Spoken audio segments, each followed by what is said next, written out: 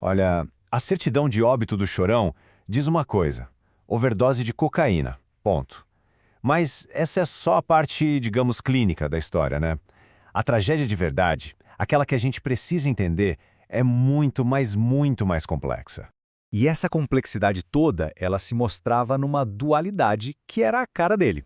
De um lado, a gente tinha o brigão, sabe, o roqueiro de pavio curto, que estava sempre pronto para uma treta, que não pensava duas vezes para ameaçar, para bater de frente. E do outro lado, o poeta. O cara que escrevia uns versos de amor assim, melancólicos, lindos, que marcaram uma geração inteira. Essa mistura, sabe? Isso era o Chorão.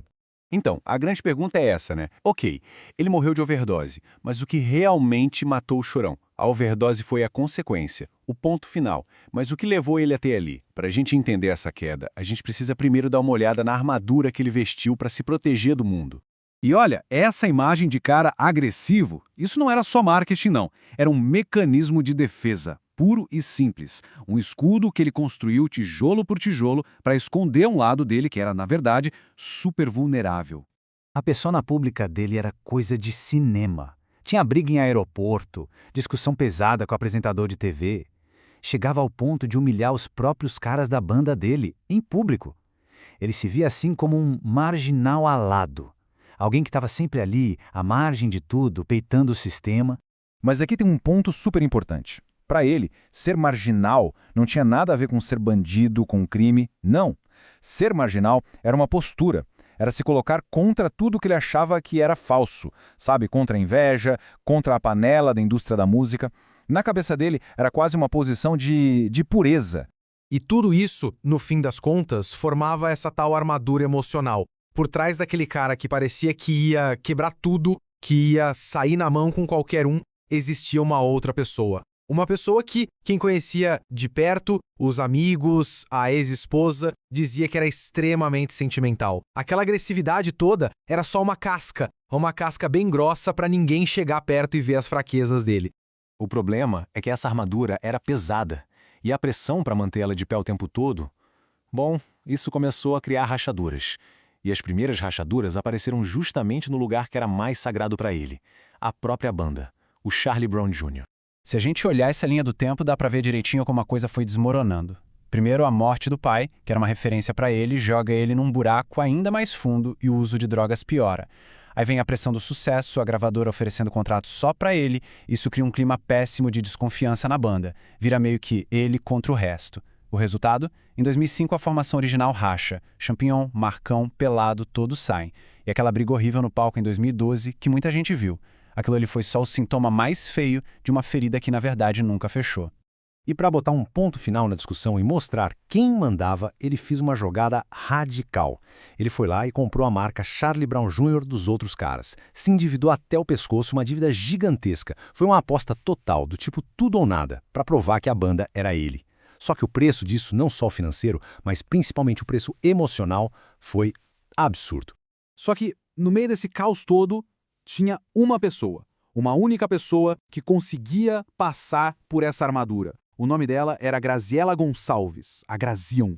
O grande amor da vida dele e, mais do que isso, a âncora emocional dele. E olha que interessante como ele chegou nela. Foi com uma sinceridade que desarmava qualquer um. Longe do palco, longe das câmeras, ele simplesmente abriu o jogo. Confessou que aquela fama toda de bad boy era só fama. E que com ela ele queria fazer diferente, queria ser diferente.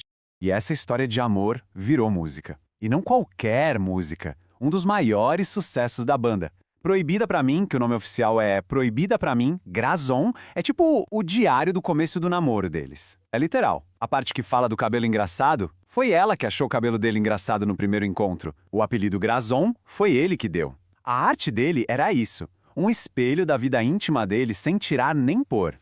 Isso mostra perfeitamente aquela dualidade que a gente falou no começo.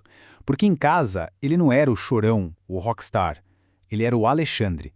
E o Alexandre, segundo a própria Graziella, era um cara carinhoso, caseiro. Era com ela que ele tinha um único espaço seguro no mundo para falar dos medos, das inseguranças dele, coisa que em público ele jamais, jamais faria.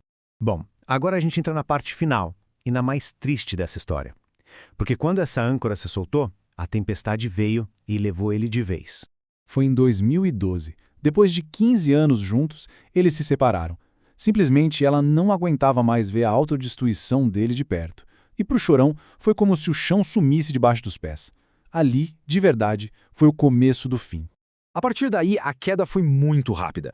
E assustadora. Ele se isolou de todo mundo, ficava perambulando de hotel em hotel, totalmente consumido por uma paranoia de que tinha câmeras escondidas, de que estavam filmando ele. O corpo dele começou a sentir o baque. Ele estava inchado, com uma aparência muito debilitada. Ele estava, assim, completamente perdido. A autópsia, como a gente já disse, falou em overdose.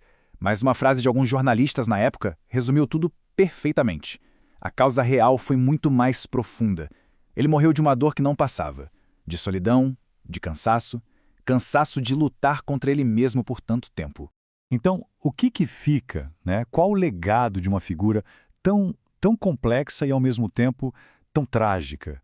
O que a história do Chorão ensina pra gente hoje? A música dele tinha essa coisa dupla.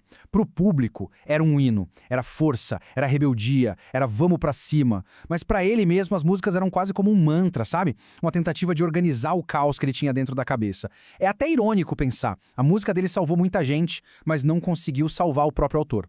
E talvez não tenha nenhuma frase que defina melhor o Chorão do que essa. Porque, no fundo, ele era isso. Autêntico. Pra tudo. Ele mostrava o lado bom e o lado ruim sem filtro nenhum. E foi justamente essa honestidade, essa coisa meio brutal, que conectou ele de um jeito tão forte com tanta gente. E é por isso que a história dele continua tão relevante. Ele é o retrato de uma época. Uma época em que homens, ainda mais rockstars, aprendiam que tinham que esconder a dor, a depressão, debaixo de uma camada de agressividade. Hoje, felizmente, a gente já fala mais sobre saúde mental, a conversa é outra. E fica a sensação de que a tragédia dele talvez pudesse ter sido evitada num mundo um pouco mais aberto para esse tipo de papo. E isso tudo deixa a gente com uma última reflexão. O Chorão pagou o preço mais alto possível por ser autêntico, por não usar filtro nenhum. E hoje, na nossa era, a era dos filtros, das imagens perfeitas nas redes sociais, das vidas editadas, a história dele meio que joga uma pergunta na nossa cara. Afinal, qual é o preço de ser de verdade?